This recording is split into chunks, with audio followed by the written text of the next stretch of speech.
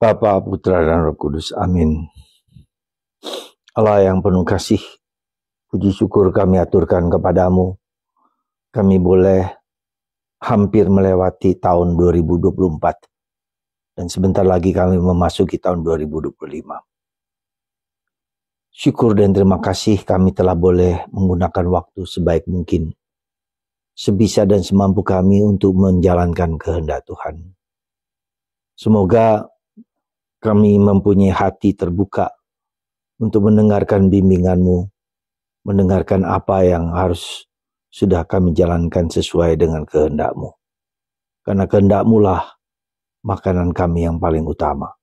Terpujilah nama-Mu kini dan sepanjang masa. Amin. Para saudaraku terkasih dalam Kristus, ada dua kata yang akhir-akhir ini saya coba renungkan, yaitu kata kehendak Allah. Kehendak Allah adalah makananku, kata Yesus. Dan kehendak Allah adalah segala-galanya. Dan kita tidak diminta untuk mengikuti kehendak daging dan kehendak dunia. Karena dunia dan kehendak daging tidak mengenal Allah. Demikianlah yang menjadi kunci dalam perjalanan hidup kita. Saya mau mengajak Anda untuk merenungkan tentang dua hal penting. Ya, pertama, bagaimana kita mendengarkan kehendak Allah.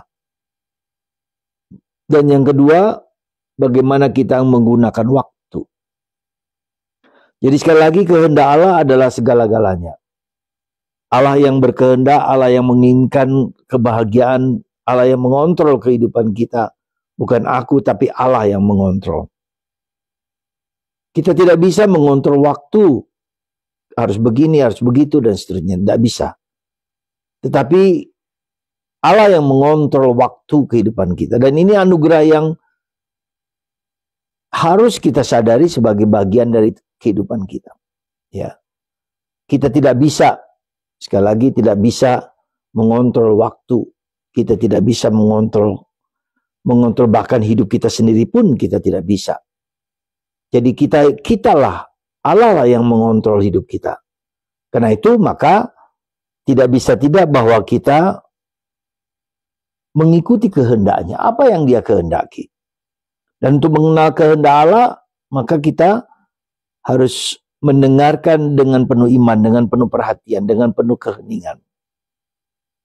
Hampir tidak mungkin kita mengenal kehendak Allah kalau kita sendiri tidak hening, tidak diam, tidak sunyi, tidak mau mendengarkan kehendak batin Allah.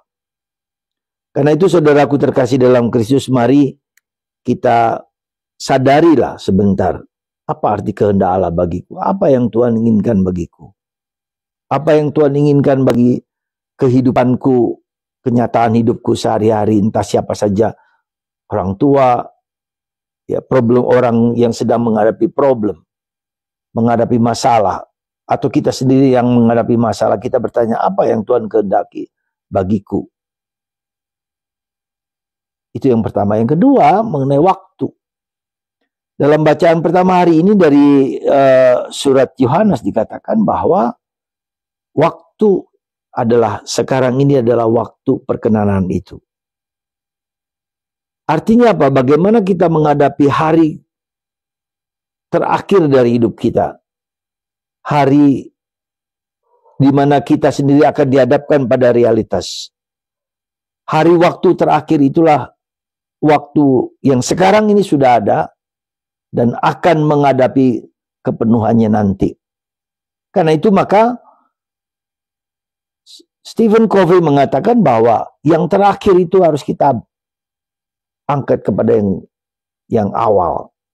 Karena itulah maka kita harus siap sedia, kapan waktunya akan datang kita tidak tahu. Itu yang disebut masa eskatologis.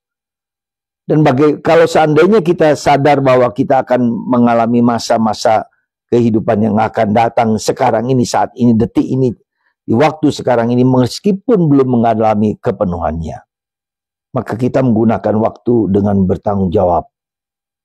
Ya, melakukan segala sesuatu seolah-olah segala sesuatu akan terjadi dalam waktu dekat. Ya, itulah yang kita sebut dengan eskatologi. Tuhan ingin supaya kita menggunakan waktu secara baik, secara benar, sesuai dengan kehendaknya. Bukan kehendakku, tapi sesuai dengan kehendaknya. Semoga waktu-waktu kita gunakan untuk kepentingan, untuk kebaikan kita sendiri. Ya. Dan kita menggunakan segala sesuatu sesuai dengan kehendak Tuhan. Mari kita gunakan segala sesuatu sesuai dengan kehendak Tuhan. Dan pasti itu akan memberikan damai yang tak dapat diberikan oleh dunia. Tuhan memberkati Anda, dan semoga kita menggunakan waktu dengan menggunakan kehendak Tuhan di atas segala sesuatu. Kehendak Tuhan adalah makanan kita, dan satu-satunya makanan yang memberi harapan kehidupan kepada kita masing-masing. Tuhan memberkati Anda semua. Bapa, Putra, dan Roh Kudus. Amin.